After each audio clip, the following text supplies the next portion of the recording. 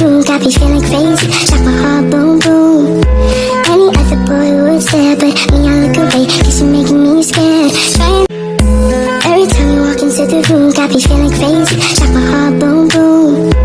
Any other boy would stare, but me, I look away, cause you're making me scared. Trying not to breathe, 1, 2, 3. Any other boy would stare, but me, I look away. Assalamualaikum warahmatullahi wabarakatuh. Di video kali ini kita akan belajar tentang managing files. Langsung saja masuk ke materi pertama, yaitu struktur di directory pada Linux. Oke, jadi strukturnya itu seperti ini ya teman-teman. Dimana pada bagian yang atas ini merupakan slash atau root. Dimana root ini merupakan yang paling tinggi di antara yang lain. Dan root ini bisa melakukan apa saja dengan file-file yang lain. Nah, di sini teman-teman tidak perlu bingung ya dengan semua ini. Kita akan mempelajari dasar-dasarnya saja, yaitu user dan home. Lalu user dan home sendiri itu apa sih? User merupakan file yang digunakan untuk menyimpan semua instalasi. Sedangkan home itu merupakan directory pada setiap user yang ada pada Linux. Nah, keduanya itu merupakan yang paling penting ya teman-teman. Ada lagi yang paling penting yaitu etc. Jadi etc itu digunakan untuk menyimpan seluruh konfigurasi server pada Linux. Oke, selanjutnya kita akan belajar mengenai navigating pad. Di sini kita akan belajar mengenai perintah-perintah dasar yang sering digunakan pada Linux. Ada cd, pwd, dan ls. Oke, jadi cd itu digunakan untuk masuk ke directory, kemudian pwd itu digunakan untuk melihat directory yang sekarang, sedangkan ls digunakan untuk melihat isi dari directory. Di sini kita langsung saja praktek. Nah, ketika kita buka file secara otomatis akan langsung diarahkan ke home. Tanda home itu merupakan tanda bahwa kita itu berada di directory home. Nah, di sini kita akan coba masuk ke root. Kita masukkan perintah su, enter, beri password juga. Nah, berarti kita sudah masuk ke root. Kita masukkan cd, spasi / root. Enter. Nah, di sini kita akan cek apakah kita berada di directory yang mana dengan memasukkan perintah pwd. Nah, ini kita berada di root. Kemudian di sini saya akan mencoba masuk ke directory home. Kita masukkan perintah cd spasi / home.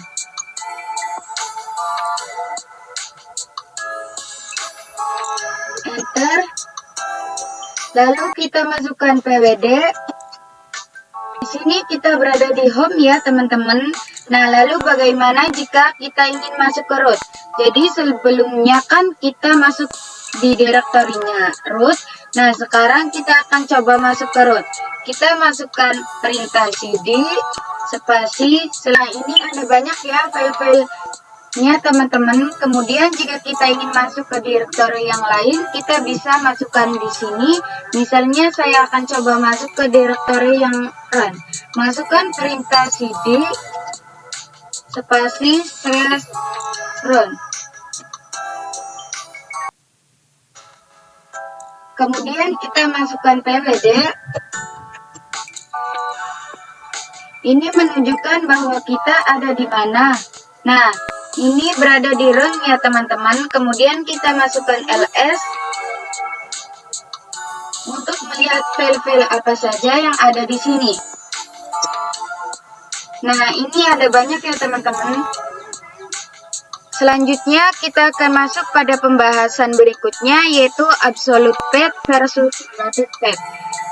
Perbedaan keduanya itu apa sih? Jadi absolute itu perintah untuk masuk ke directory yang menggunakan nama directory yang diawali dengan slash atau tanda yang seperti ini ya teman-teman.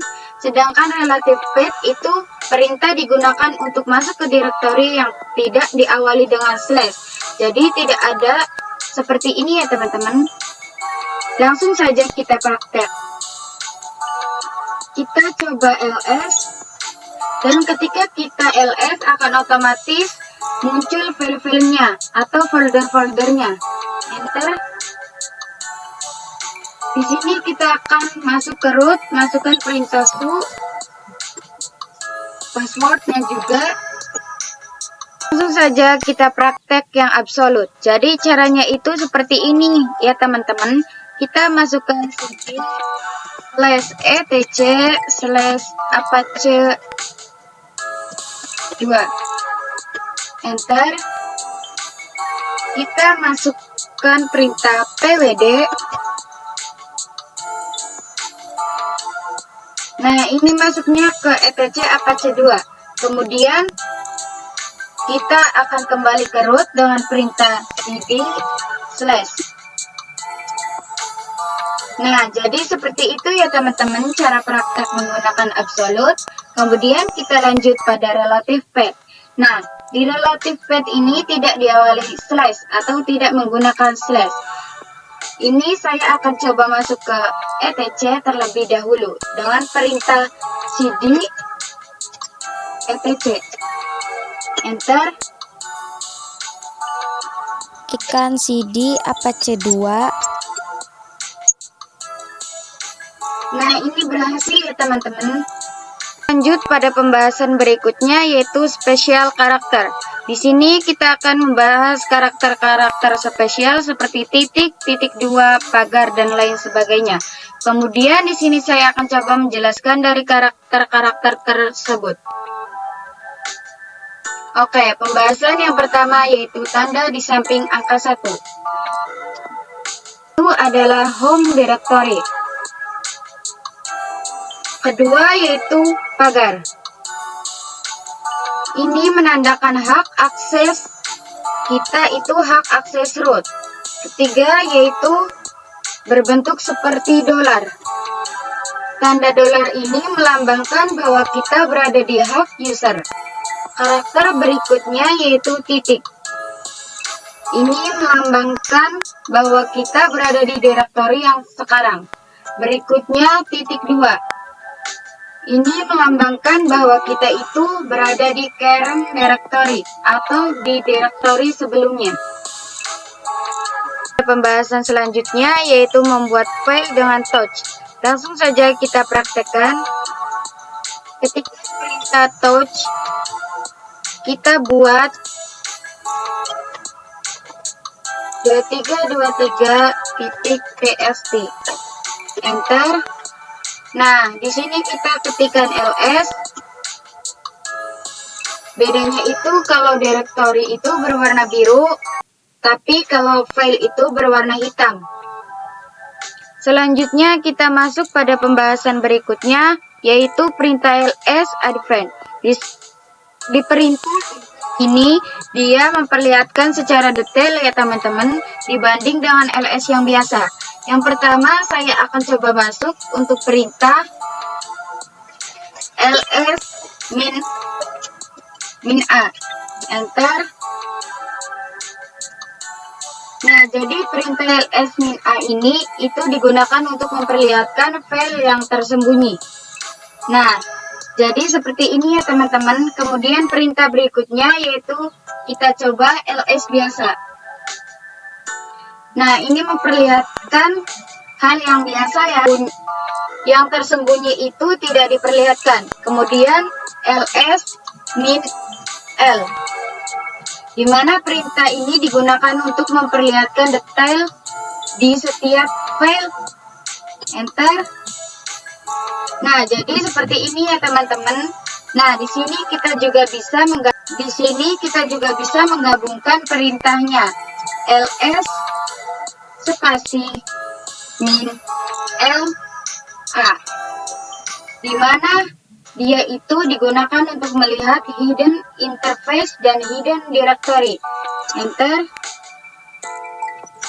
Selanjutnya kita akan belajar tentang membuat di directory dengan mkdir. Langsung saja kita praktekkan. Kemudian ketikkan ls. Nah, di sini masih terdapat file-file default ya teman-teman. Cara membuatnya itu dengan perintah mkdir. Misalnya smk2. ls, lalu cd smk2 slash enter. Nah, kita sudah masuk ya ke direktori ini. Lalu kita coba ls, apakah ada file? Seharusnya tidak ada ya teman-teman, karena ini tuh baru kita buat. Jadi masih kosong.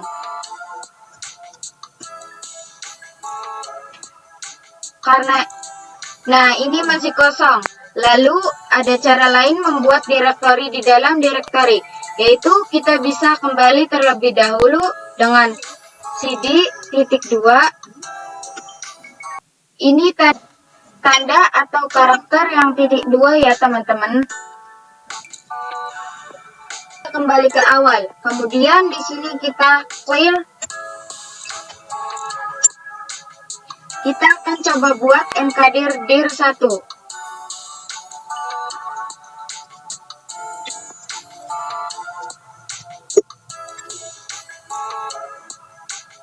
Kita enter.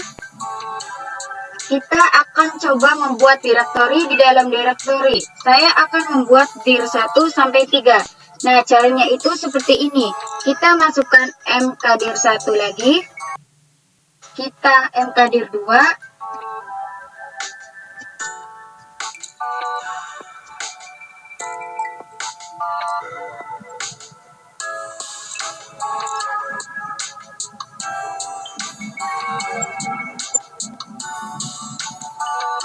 Sampai mkdir dir3.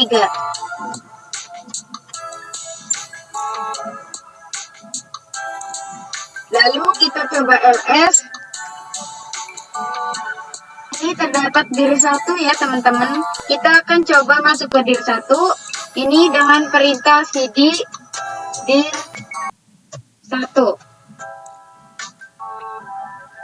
Kita enter. Lalu kita coba ls. Lalu kita coba masuk ke dir2. cd dir2. Lalu kita ls. Nah, di sini terdapat dir3. Kita coba masuk lagi ke dir3. cd dir3. Kita ketikkan perintah. Lalu kita ls. Nah, dia belum ada file apapun. Oke, kurang lebih seperti itu. Kita bisa kembali cd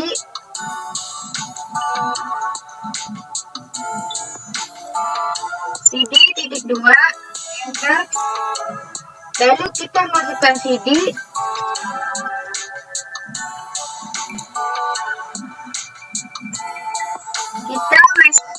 Kita masukkan cd/home.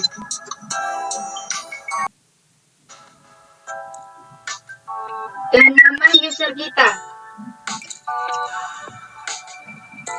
Enter. Lalu kita clear. Selanjutnya kita masuk ke perintah cp atau copy. Untuk mengcopy suatu direktori atau file, cp itu bisa copy ya.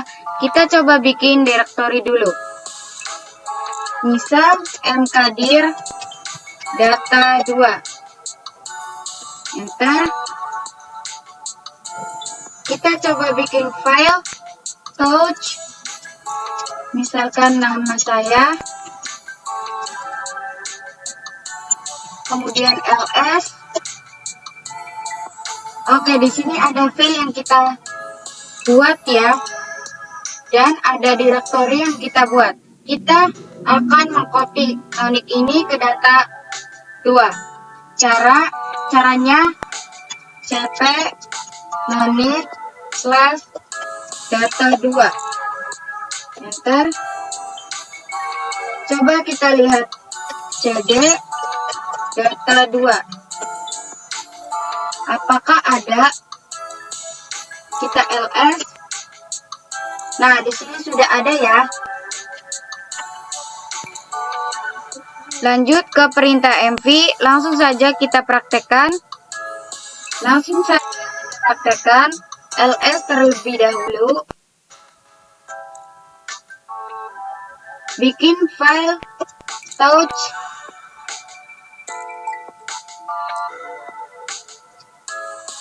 SMA ls. Nah, di sini sudah ada ya. Kita mau merename file tersebut. Ketikkan mv SMA ganti ke SMK.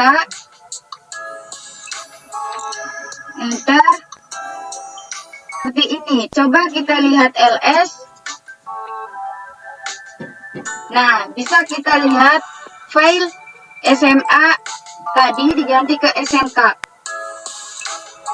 Selanjutnya ke perintah rm. Rm ini untuk menghapus file atau directory. Nah, kalau rm untuk menghapus file, perintahnya rm kita hapus SMK. Coba lihat.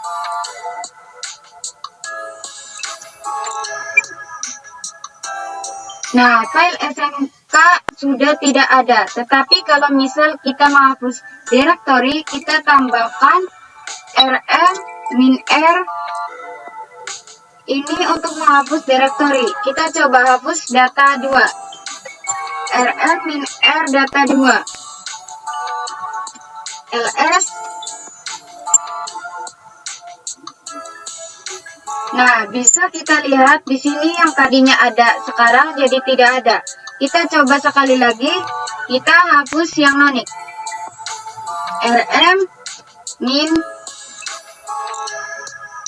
rm-r nonik.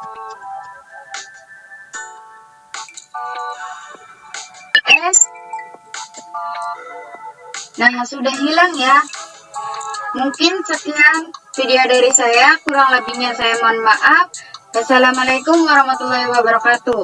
Hope you do. Hey, come on. La, la, la.